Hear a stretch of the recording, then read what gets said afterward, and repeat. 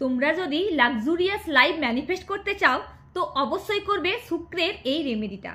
শুক্রের রেমেডি করা সবাই খুব পছন্দ করে, কেন কি লাক্সুরিয়াস লাইফ অ্যাট্রাক্ট করতে হলে আমাদের শুক্রের রেমেডি অবশ্যই করা উচিত।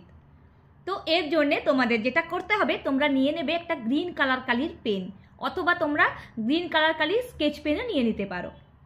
তারপর তোমরা কি করবে, এই যে তোমাদের যে ভেনাস মাউন্টেন আছে মানে শুক্র পর্বত, এই জায়গাটাতে ঠিক তোমরা গ্রিন কালার কালির পেন দিয়ে লিখে দেবে 6।